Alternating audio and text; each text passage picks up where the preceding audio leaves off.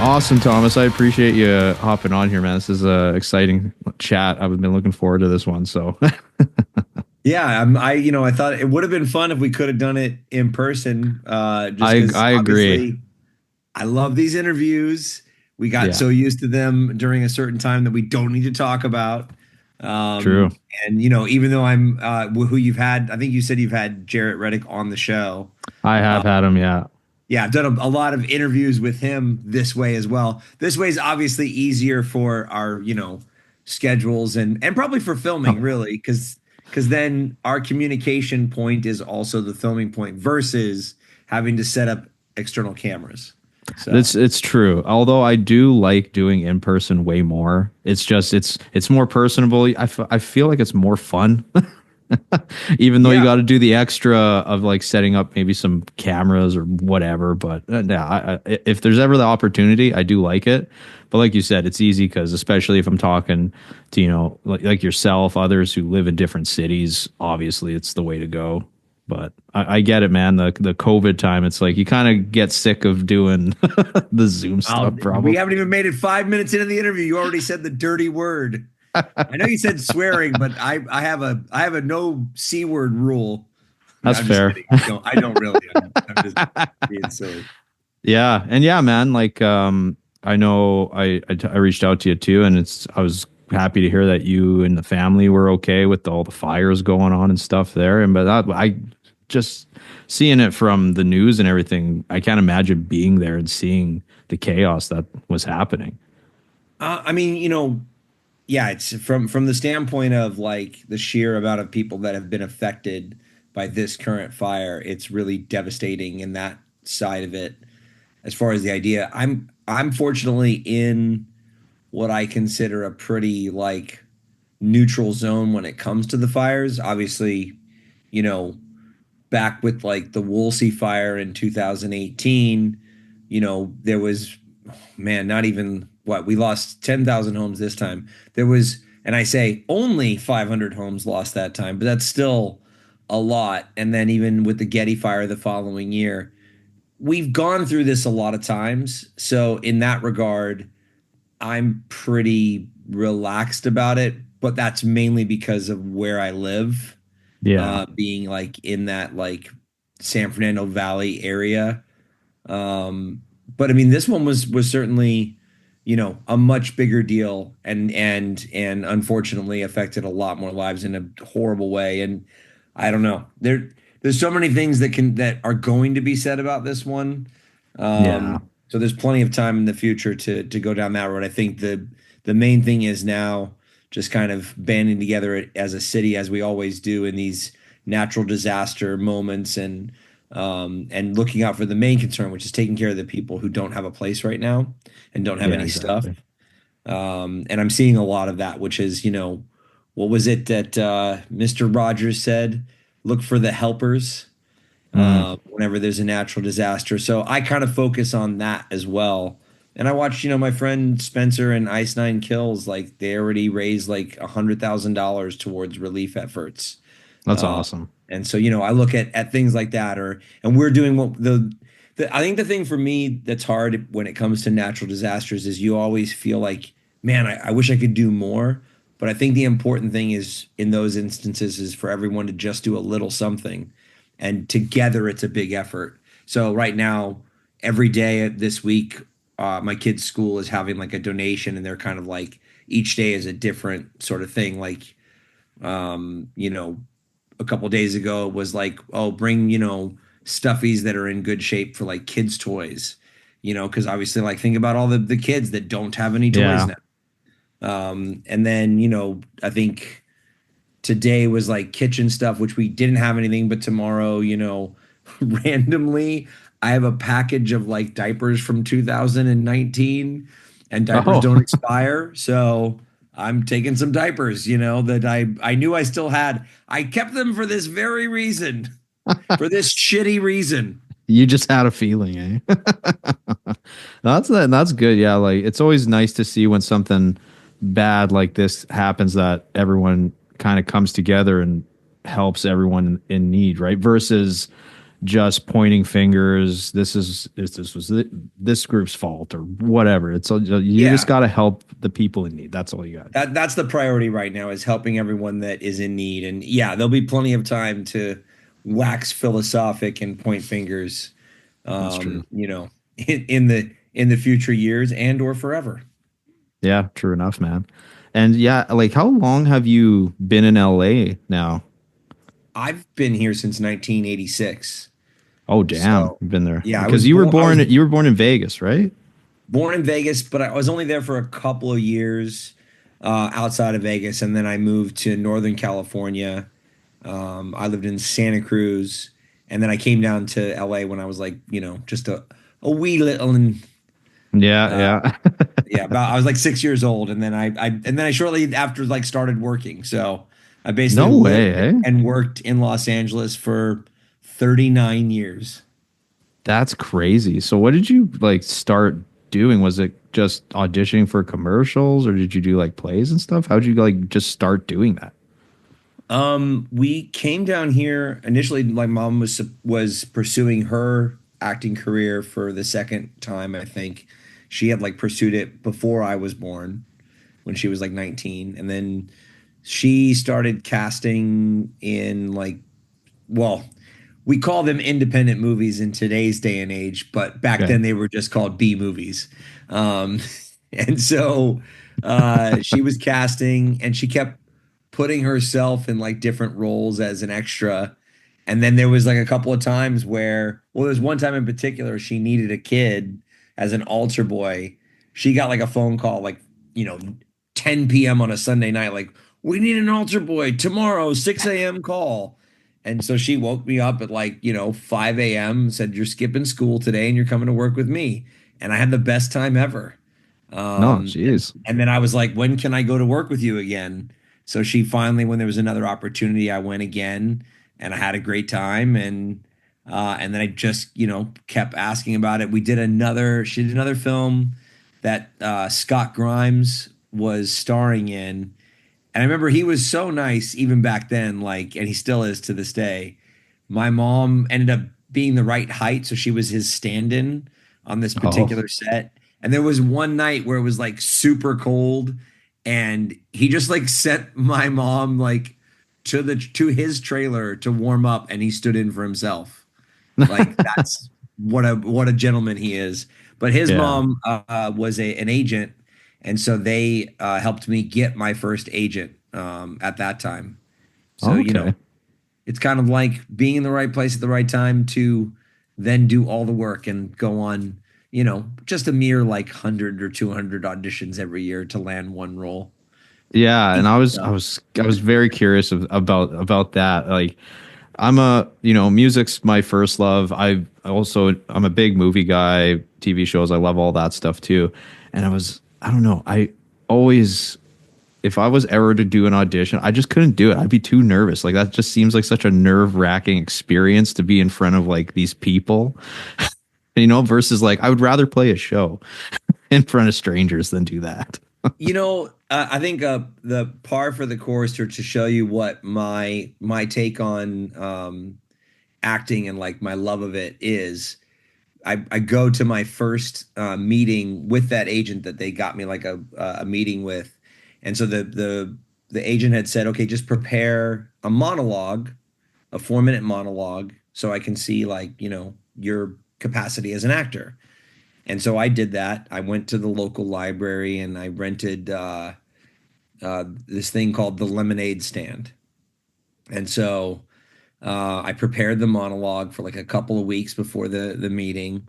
I walked into the room and this agent took one look at me and she goes, "Oh my gosh, you're adorable. Like, I'll sign you."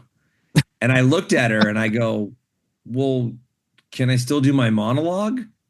Yeah. And that pretty much shows you like everything that I'm made up of is like I'm not about just the opportunity that I get. I'm like, no, I put in the work. I want to show you like what I can Yeah. do. Yeah, totally. You're not about just getting it handed to you. Yeah, I mean at that point it was mine, but I was like, I'm not walking away from it. I spent 2 weeks working on this thing. Yeah, no doubt. Yeah, just I'm assuming you just were memorizing everything and then rehearsing it, like just Oh going yeah. over and over. I remember walking around my kitchen at the time, like just saying the monologue over and over again. I have like distinct memories of that, and I remember like before I didn't even really have the thought. I don't think I understood the my own tenacity at the age of 6 years old, but I just Yeah, know that I just looked at her like can I still do my monologue? I just remember that was my knee jerk reaction. that's so crazy for like to be six and memorize all these lines and just go to do an audition. Like ever since then, have you kind of always used this like or found a method for remembering your lines, or has it kind of evolved as the years have gone on for you? Um, I think in that regard, my that the memory part has never been a big issue. Well, at least it wasn't until I got old. No, I'm just kidding. No, the memory part's not really a big issue. I've always had a really good memory, and to the point where, and I've watched my son kind of do the same thing. We're always the actors on set that not only do we know our lines, but we know everyone else's. And when a fellow cast member gets stuck, if they just are like, we're like, oh, it's this, Oh, So okay.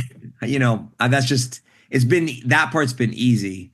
Obviously, the rest of the stuff is the work and is the technique and the tonality and the layers of the performance and saying one thing but meaning another and making it natural. Those are all beyond the memorization. Yeah, for sure. And it's crazy too because your son has also started to do acting because he was an old, right? Yeah. That's so crazy. Was that his first gig, or did That he was do stuff his before? that was his third gig. Oh, okay. He started out when he was six as well, doing like voiceover auditions. So there Oh, was a few callbacks to like Nickelodeon and what have you. And then his first job was on New Girl with Jake Johnson and Zoe Deschanel. He played like their flash forward son in the very last episode. no way. That's Yeah. so cool. And I mean, that was, he landed that on his own, just, auditioning. And then the second job that he did was a smaller part in a film that I was producing called Adverse, where I Oh, went okay. head to head with Mickey Rourke.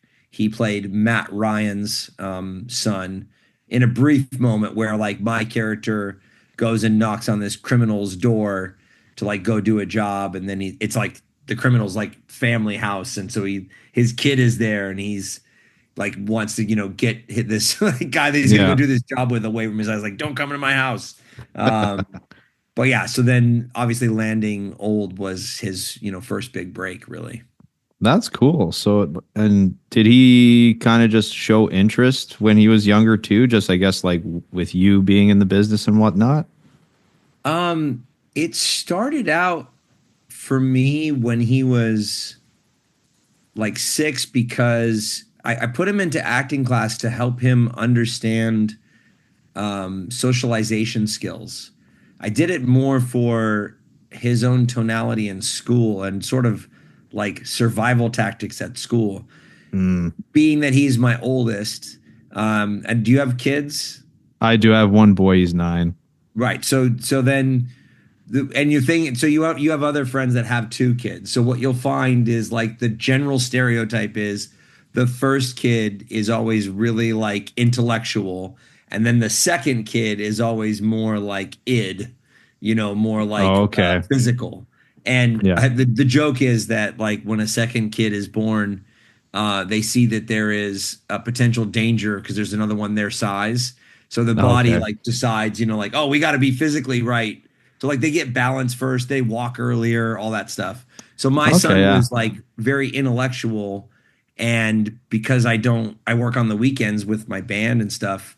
We didn't do sports, so he wasn't having all those social Mm. interactions. And I was like, man, he needs to understand how to like intellectualize social behavior. So I put him in acting class to give him those tools, but then he just like took like it to a fish to water. And Okay. and then I was like, okay, well, yeah, we can try some auditions. So that's why I started with voiceover stuff because I was like, that's pretty, not very it's not like you don't have to be afraid of anything because we would just go into my home recording studio and I could, help them put the lines together and there wasn't any like pressure. It was just Yeah. fun. And really, again, I mentioned he didn't play sports. That's like us playing catch when we would work on lines for scenes. That's like our father son time. Oh, okay. Yeah. Yeah, that makes sense. Yeah.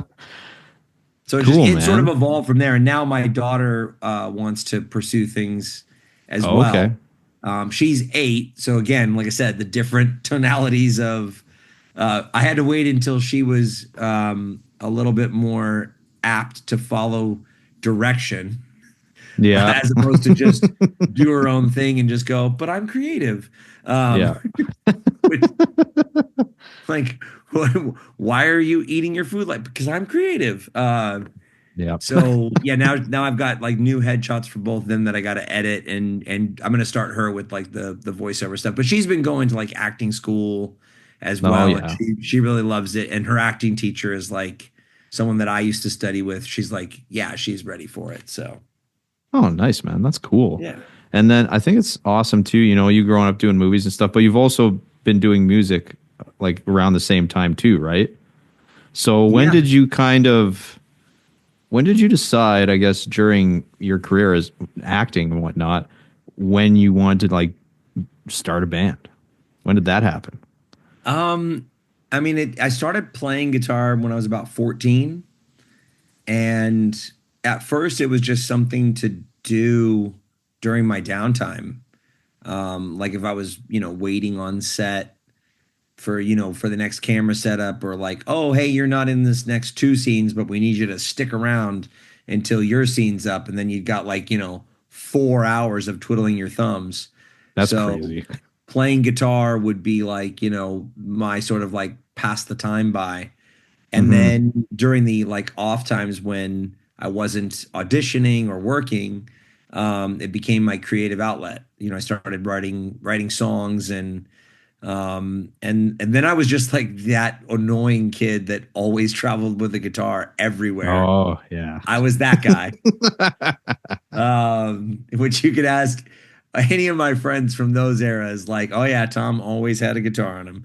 Yeah. Um, and so then I think it was like my cousin who had grown up in a band with my one of my older brothers.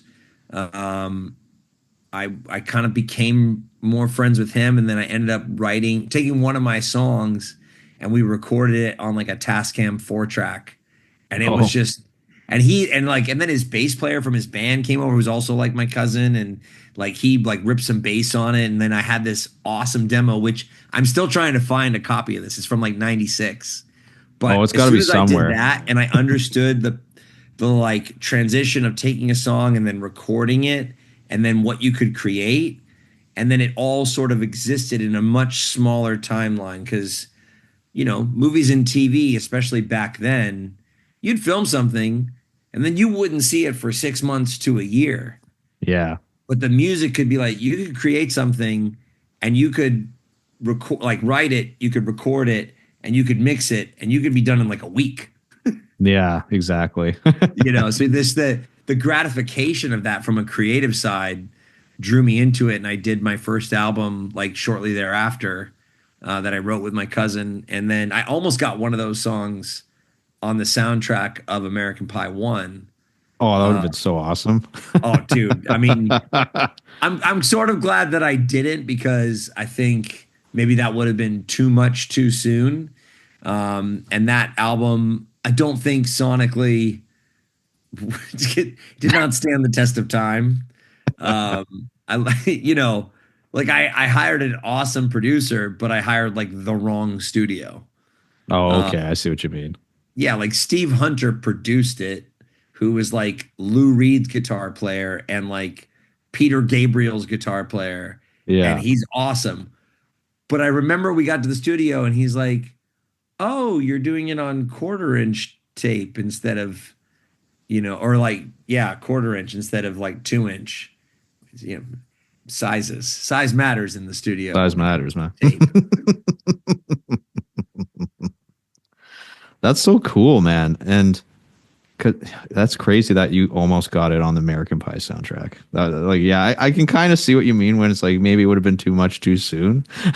But Yeah. especially the fact of just how massive that movie became when it came out. Like that must have been crazy, the reception off of that itself.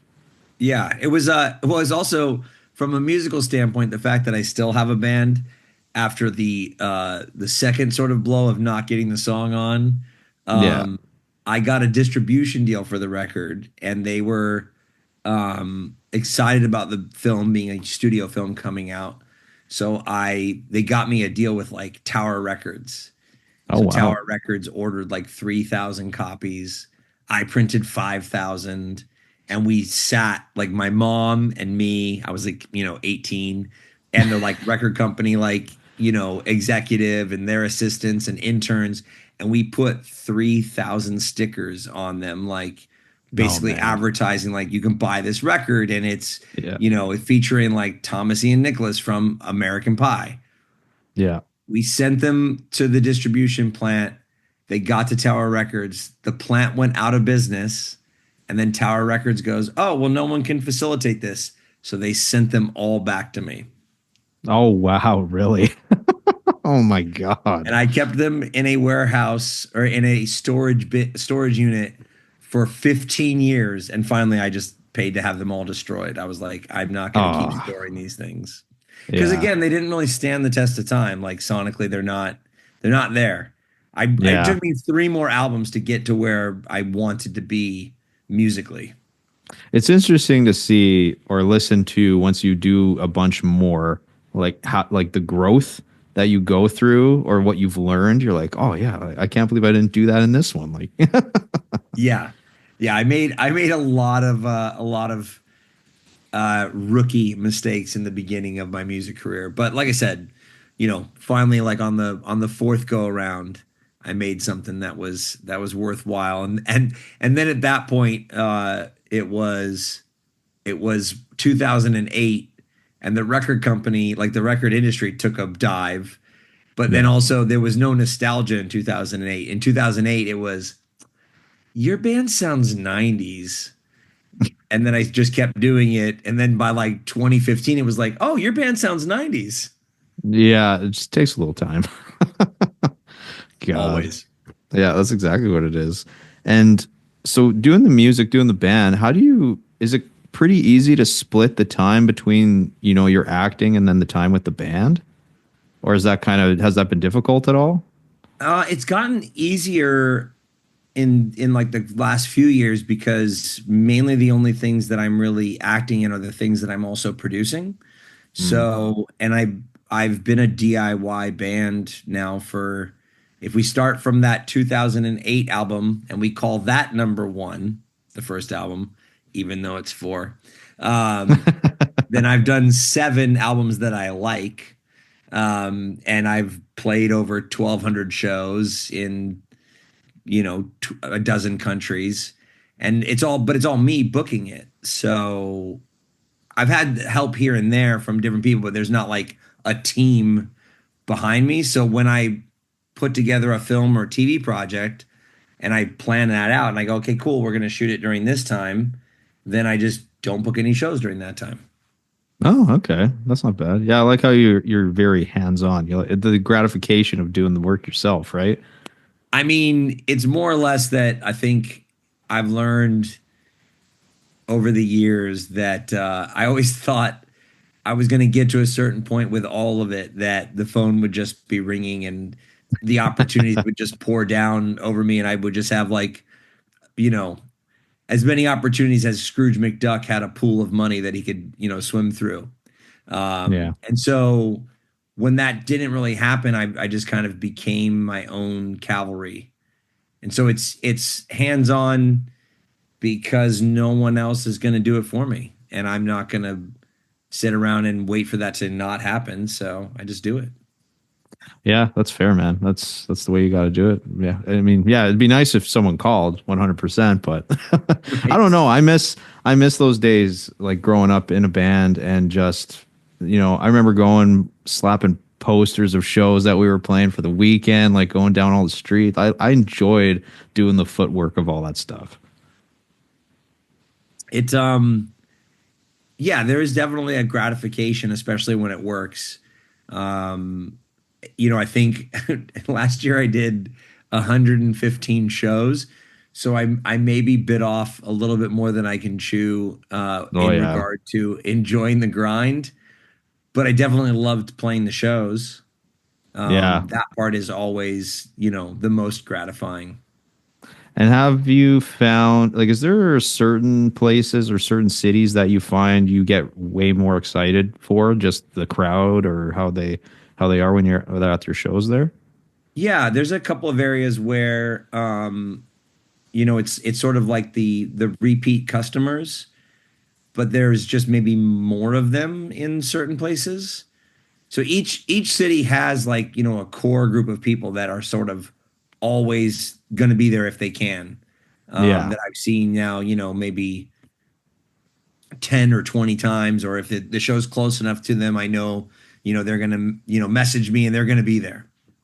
But then there's like other cities, like anywhere in the Chicago area is a big one. And I think for as much as American Pie is a $1 billion franchise and known worldwide, there's a very, very special place that Chicagoans have in their heart for little old Henry Rowan Gardner. That's awesome. So yeah, so that I think is a big thing there. And then I remember back in like 2011, I had watched the Tom Petty documentary and sort of saw their journey, and I was like, oh, if I want to, see more people at shows and achieve more things, I should go tour overseas. And so I put together like a crowdfunding campaign to go tour in the UK. That tour ended up being great. Initially, it was not so great, and the initial promoter of that tour, I think, is still in jail. But that's a whole other story. Okay. Jeez. Um, but I've had a lot of moments where I've turned just lemons into lemonade, and I've had help from good people, and so yeah, I think just going over there once or twice a year has made the UK, which is about the size of Illinois, my two sort of favorite places. Nice. That's awesome. And now you guys are doing a new tour. So sure you guys are pretty excited to get back at doing that, eh? Yeah, yeah. I just started off the year in Hawaii for a couple of shows with Wheatus, That's and then awesome. now the new tour is I haven't played in Canada since God, I could like 2014 or Oh, maybe okay. it's been a while. It's Oh, been a nice. That'll be while. sweet. Come back up Yeah, here.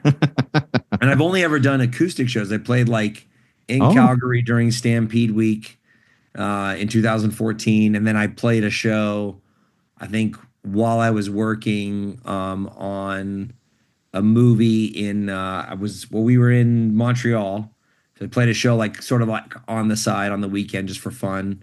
And then I think at the end of last year I did play outside of Toronto. I was doing a Comic Con there, and I became friends with a DJ out there. I'd done his radio interview a few times, so he helped book me in Prescott outside of Toronto. Uh, nice. so yeah, but this will be my first time with the band and doing three cities, and I'm hoping to also add Vancouver and Toronto into the mix for later the year. Yeah, that'll be fun, man. That's gonna be good. And I guess, because what was I gonna say? With because the way you have it as American Pie emo night, Uh right? huh. So is that is get correct me if I'm wrong, but is there also like DJing then? Is that what you're doing? Yeah, well, so this call also goes back a long way. So obviously there's emo nights around the states, and I'm sure they have them all over Canada too. Oh, And that's all the it's time. yeah, it's been that way for about 10 years, and really kind of had a surge maybe like 5 years ago. Yeah. But cutting back to like when I was first touring in the UK 12 years ago, they'd already been doing it for 10 years before that. They just called them alternative DJ sets. Oh, okay. So they were already doing shows where they were just pressing play on Fall Out Boy and you know and Stacy's mom, like was a huge Yeah. one. It's because of them I got the idea to do the rendition of Stifler's mom. That song was so big over there. And Yeah. then, but then you also play like indie rock. You could kind of mix genres, but it wasn't, electronic music. So they called it an alternative DJ set. So I started doing Mm. guest spots all around the UK. And then maybe like 5 years ago, six, eight, something like that, started doing them around here. And, once you do enough of them, and then it kind of became more, I don't know, like when I started doing like emo nights around the States 6 years ago, there was maybe like a couple of us that were guests. And now everyone's a guest DJ. So I was like, okay, I've got more competition. Like all my friends are doing the guest spots too. So I can't just like, play 10 of them in a year. So I was like, well, forget it. I'll just start my own emo night. But I'm like, Nice. well, how do I make my emo night different? There's already Emo Night Brooklyn and Emo Night LA. And, the drummer from Dashboard has Emo Social. And, there's like every local emo night and then insert city name. So I was Yeah. like, well, there's already a big association with pop punk and emo music with American Pie. So I decided to take take my most known fact and combine it with emo night. Yeah, that was a pretty good idea. I gotta say, because yeah, that whole movie with the pop punk and the emo thing, even like Blink showing up in the movie and stuff, it's just yeah, you associate it with that, and then it's also nostalgia too, right? When you throw that in there, American Pie, fuck, everyone loved that movie. Yeah, I think for these shows in Canada, I don't think the venues are going to be playing the film, but so we basically it's a 4 act bill normally. The Okay. first act is the movie. The second act is the Q&A, which that in and of itself is it's like I guess it's really a 3 act bill. That in and of itself is a retro screening event, and I do those every so often as well. So that's its own thing. And then my band plays, which is its own thing, and then I Yeah. do a DJ set.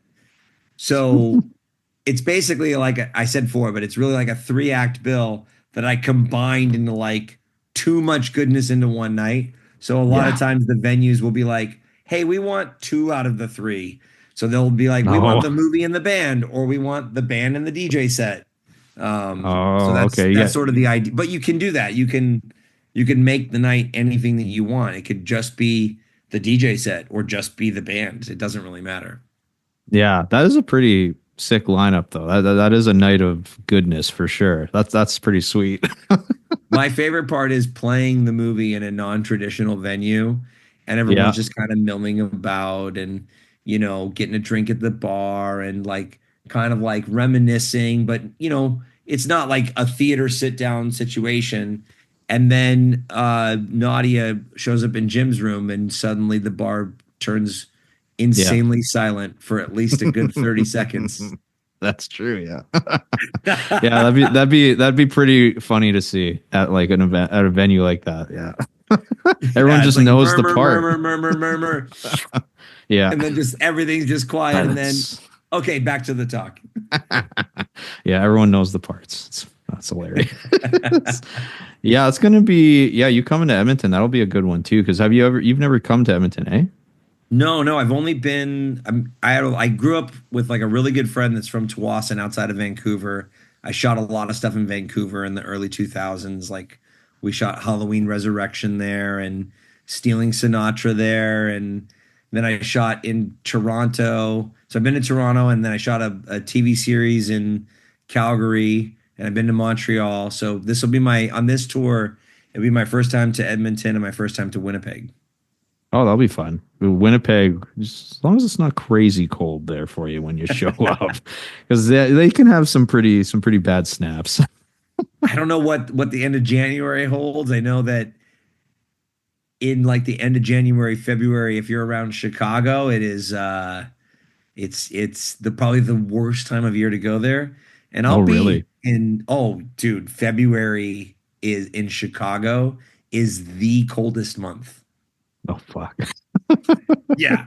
I remember one time I did a tour in Chicago in February and I walked 50 feet from the vehicle to the venue door, and it felt like someone was like stabbing me with 1,000 needles everywhere. It was that Ooh, damn cold. And I was Jesus. like, never in February again. Yeah, you learned your lesson there. Yeah. Yeah, it's fun. Yeah, Edmonton can get cold too, but I don't know. That's the thing too. Even think like Chicago bands and stuff. That's every day for them. And regardless, you're playing shows, you're lugging all that equipment in the cold and shit, man. Yeah, It's dude. There's nothing like loading out and loading in the snow. Let me tell you. it's the fun time. Oh yeah, it's the best. The best. Especially being a California West Coast kid. Yeah, true enough. God, man, and I'm just gonna be when I'm in Calgary, I'm just gonna be praying for the warm Chinook winds to push through while we're there. yeah, that's true. Like right now, it's been pretty good. It's actually been warm. It's almost you just wear like a hoodie, you're good. Like, So although I know you'll it's supposed to get cold, but you might appreciate this. I actually had a song on that first album, the one that I made the 5,000 copies of. It is titled Chinook Winds oh, because I nice. had filmed in Calgary in '96, and I experienced the Chinook Winds. That's sweet. And in fact, here's a little tidbit for you. That show was Honey, I Shrunk the Kids, and Yeah. so the character played guitar and sang, and they gave me this song to do, and it was all singing about like the main character whose character name was Amy. So I have this song. So they gave me this song, and I thought it was terrible. So I rewrote it. Oh, okay. And so when I got to set, I like taught it to the band. So then I played it live, and like no one really said anything. They just like let it go. Like they Yeah. didn't say like, "Oh, you're not doing it right." They like liked my version, I guess. I don't know. Then Hmm. apparently when they went into post production, they couldn't figure out how to overdub because they only realized in post that I had changed all the chords and the melodies and things or whatever. So then the version that's in the show is what I did live. And Oh, so there's wow. like for a long time this I mean you can still find it if you YouTube search my name and the Amy song, you will find this song that I reworked. I mean it's still a terrible song, but I made it better than it was. Trust me. Nice. That's cool. That's a cool little fact, man. Shit. Nice. And because, yeah, I was going to say, so, because you come from a big family too, right? You're I do, like the yeah. youngest of seven, I think I heard in one interview with you. Yeah. And like their kids, like, has anyone else kind of, because like you said, your mom did her second stint of acting and that. Did anyone else kind of follow suit or try to follow suit when or before, I guess before you went to do acting as well? Yeah, no, everyone's like more behind the scenes kind of stuff. I mean, my one brother who's the next up, we produced a film together that we wrote together that's also equally awful. But we had we had a good time doing it. And yeah, so then my other brother, like he worked at CBS for like 30 years and now just got hired to run another studio in Atlanta, Georgia. So he just packed up and moved. And yeah, so they're all more behind the scenes. Oh, okay, more Everyone behind the else scenes. is Nice. sort of yeah pursuing the entertainment side in front of the camera. That's fair. And here's a question for you. I'm curious on this because you act, you do the band, all that. Out of all the years, because soundtracks aren't really a thing now, they were huge back then. But to you, what is like the best movie soundtrack? What would you say? Like to listen to as a fan. Yeah, as a fan. Oh man. I totally like it's this answer's on the tip of my tongue. I'm trying to think of like what soundtrack that was that I owned in my CD collection because now I'm Yeah. having to go back because you're right. It's not the same anymore. Yeah. Um, you don't really like even if you can find the soundtrack on Spotify, you're not going to listen to it front to back. No. You can just go and cherry pick the song that you want because the world's our oyster as far as like finding a song really fast. Exactly. Um, man, I'm trying to think of that what I can't remember what it was. I Threw, know threw there you a was tough one. yeah, there I know there was some stuff. I mean, I did have a copy and I still do have a copy of the Rules of Attraction soundtrack, which was made by Tom and Andy. Yeah, And they actually designed songs for the soundtrack. Do you remember Rules of Attraction?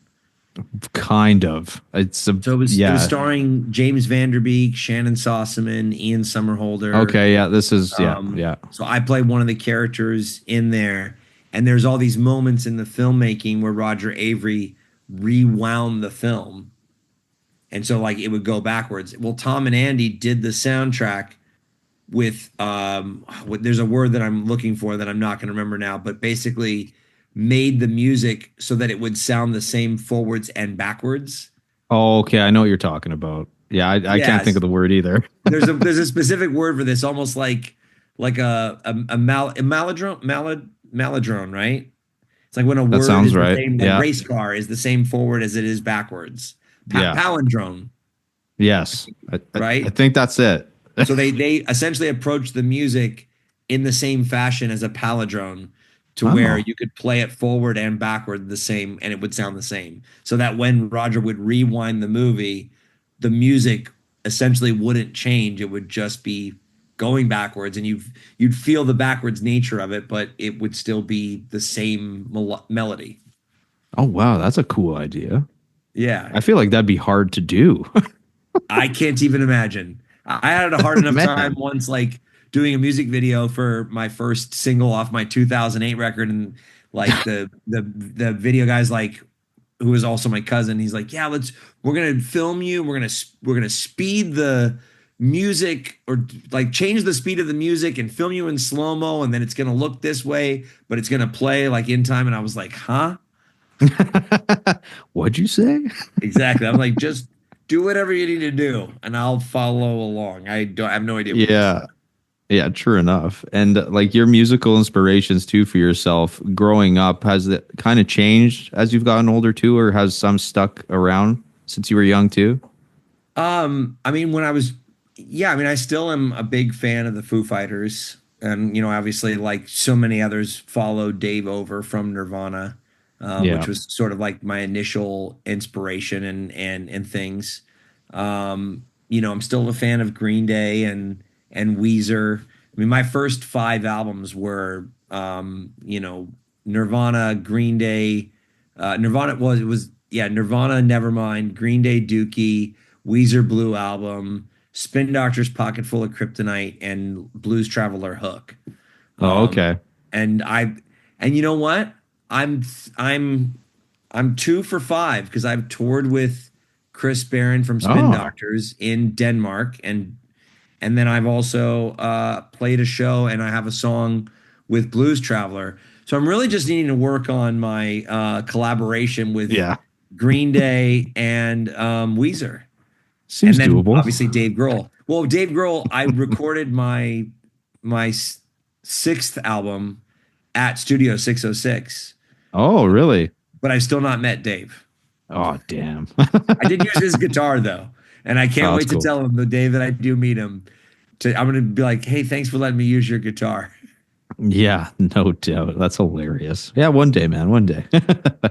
And like the new album too, I guess, it came out last year, but that one, I was listening to it a lot. This is a really good album, man. I enjoy that one. So kudos to you on that one. What Thank was, you.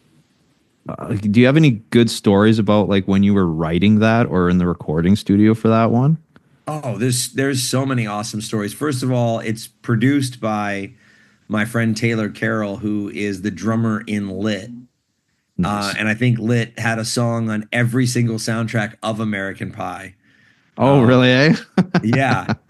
I remember actually when I got a song on the soundtrack of American Reunion, at one point the directors asked me if I would cover Lit for them, and I of course said yes, and that's part of many reasons why I did the Frat Party album and covered them. But yeah, working with Taylor was awesome, and we had all sorts of great moments. Like, first of all, the first song we wrote was "Tomorrow's Gonna Hurt," and I swear to you, We finished that song in 6 hours, Oh stem to wow. stern. I don't know how. I mean, obviously it had like tweaks and things that were done afterwards, but the like nuts and bolts of that song and to this day in my mind, like how it sounds was done in like 6 hours. It was incredible. And that was the moment where I didn't know Taylor produced music. We were friends for a couple of years, and I happened to be on the phone with them, and I was like, "Oh, I'm trying to decide like which of the producers that I want to work with." And he goes, "Well, I want a shot at it." And I'm like, "Oh, I didn't know that you did that." And he's like, I was like, "Cool, I'll think about it." He goes, "Well, come into the studio and let's see what we can do."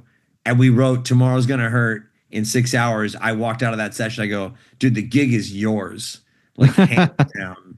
Yeah. And then we would just have other moments where, like, he'd come into the studio. He's like, "Oh, I got this good chorus idea.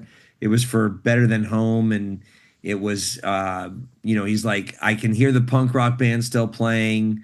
And like the parking lot was better than the show." So we're like working on this thing. And then knock on the studio door. It's Zach Barnett from American Authors, who's like, if you see him, like his videos on Instagram, he's out for a run, and we're like up on the top of Mulholland. So he's Oh out for yeah. a run, and he just stops by to just randomly say hi to Taylor.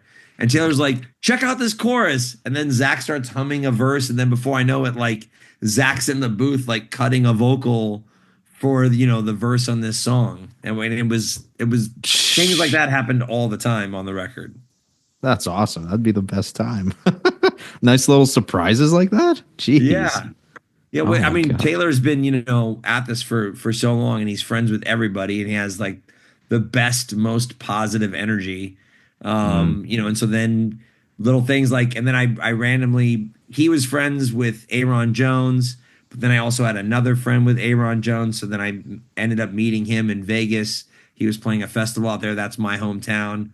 We had a great time. And so then we all got together and, worked on that track, Never Enough on the record. And yeah, man, it's just like so many awesome people that were involved in the record, and a lot of a lot of fun experiences, and even like random stuff that would happen that weren't even a part of my record. I remember I was finishing a session one day, and Chad Tepper came in to work on a song with Taylor. And I had met Chad at a lit show. So I was like, "Oh, hey, man, how's it going?" I'm like, "Have a good session." He's like, "No, stick around." I'm like, "Okay, just hang out at your session. Totally fine." So they're Yeah. working on a song. And then I kind of like have an idea, but I'm like, I don't know if I should say anything. And so finally, like the kind of energy feels right. So I like throw in like my idea into the hat. Before I know it, I'm a co-write on Money, which ends up being the song with uh Smash Mouth.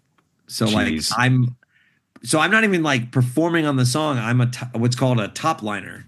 But all this Okay. happened just working with Taylor in his magical studio in LA. My God, eh?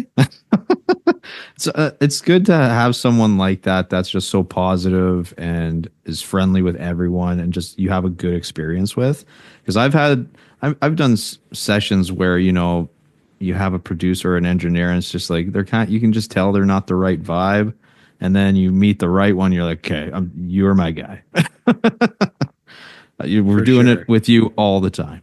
Yeah, no, that is the plan. Like I'm already trying to figure out how to now. Taylor's since moved back to Nashville, and I'm still in LA. So I'm like, okay, I got to figure out how to get back together with Taylor to do the next record. Like it has to Yeah. happen.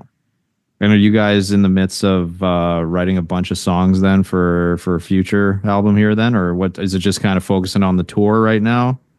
I'm focused on the tour right now. I mean, Taylor and I have talked about like a couple of ideas that we have for songs. I don't want to say anything about them yet, but we have two Okay, concepts already in mind. And so the cool. last time I was in Nashville, we were all, we were hanging out till I don't know, the sun came up, and like as it sometimes happens, the sun rises and ruins all your fun plans. Um, That's so true.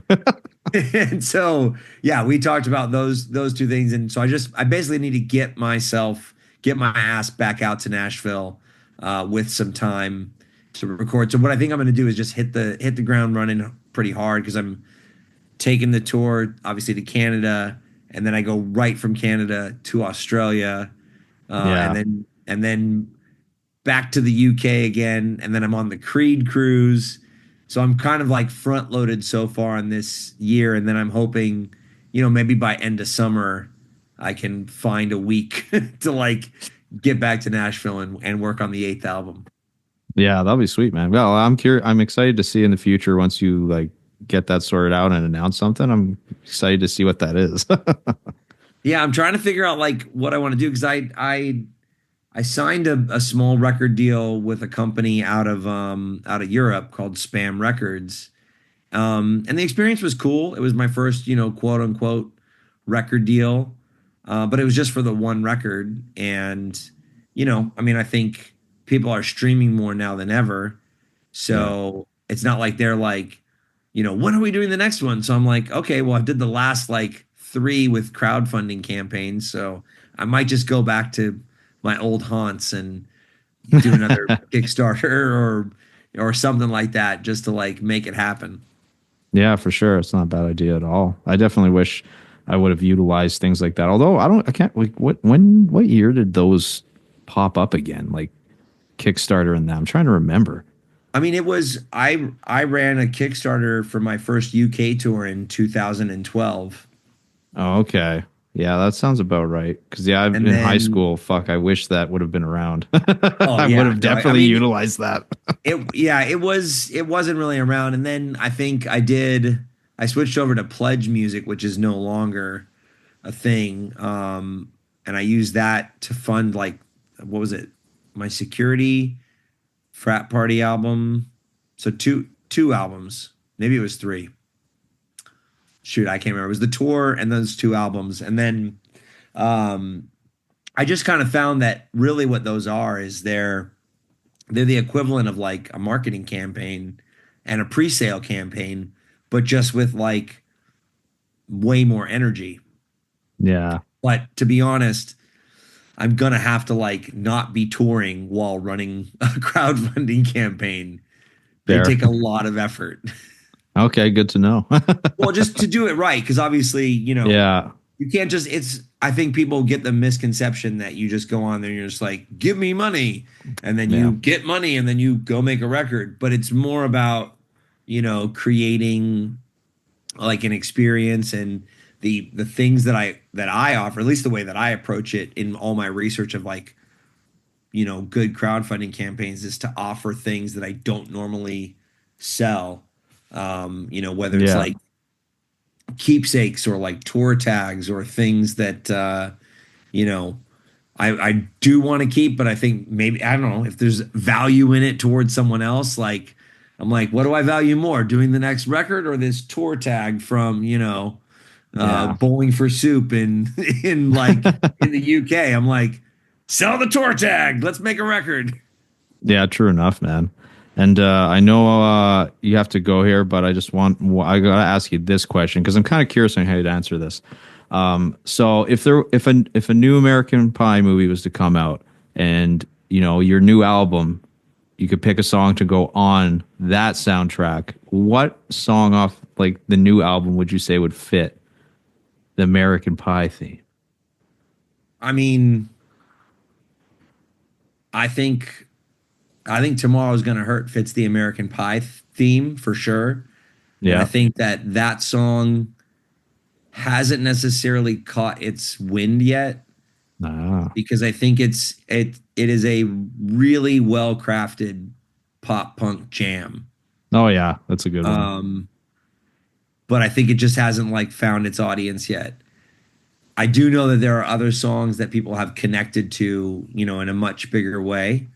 But as far as like what fits the vibe, and especially, with the storylines that I could imagine would exist in an American Pie Yeah. 5, Yeah. Tomorrow's Gonna Hurt kind of like, That's uh, pretty good. I think it fits the bill. So I would probably pitch that one because it would make the most sense. But honestly, I think what I told Jarrett Reddick, I said, if we do American Pie 5, I'm going to right the wrong of the fact that there was never a Bowling for Soup song on any American Pie soundtracks. I think Ooh, that's a crime, and yeah. I need to fight for that as well. I'm like, I'm gonna put it in my contract, Jarrett. Nice. Yeah, that'd be great. That's awesome, man. And yeah, once again, dude, it was fun chatting with you. I'm happy you were open enough to come on here and just chat about music and stuff growing up with me. And yeah, before I let you go, feel free promote whatever you got coming on with the tour and all that stuff. Yeah, well, I'm excited to we're starting the tour in Edmonton. So first leg of the three-legged Canadian tour and my first time in Edmonton. So I'm stoked, and I'm looking forward to jamming out at the show. And obviously we go on to Calgary and Winnipeg, and hopefully there'll be some more Canadian dates. Are you going to make it out to the show by any chance? I'm gonna try and be there, man. I'm gonna try and be there for sure. Word. Yeah. Well, hopefully then we will get the chance to hang since we didn't get Yes. to do this Yes. interview in person. We can 100%. hang in person at least. Oh, dude, 100%. Yeah. Like I think the only thing that's holding me is like a possible scheduling thing, but I'm just kind of waiting to see if that's getting moved. And then if it does, I will be there. Sick. Yeah, well, it'll be a good hang. I'm bringing I've got a few different renditions of my band these days. Oh, There's okay. so there's you kind of never know which TNB you're gonna get. But it's Mm. always like a good group of people. But this particular I guess package will be my best friend Matt Kennedy, who was in the Dangerous Summer for 8 years and one of the founding members of The Graduate, and then Ryan Seaman will be on drums, who he's in Mercy Music now, but he was in I don't know how, but they found me and Falling in Reverse. So these are two of my like really good friends that I'm bringing on this mini Canadian tour. That's awesome. That's quite the, group of people I would say for this. That's Oh, awesome. for sure. But it's a lot of fun. It's like, I've got my sort of calls that I make when a tour comes up, and then Yeah. it's like, see who's available and then see which way I've got to go. Or sometimes if it's too far away, it's see who lives closest to wherever the tour is. So it's Yeah. always a different group of people. There's probably about 12 multiverses of my band right now.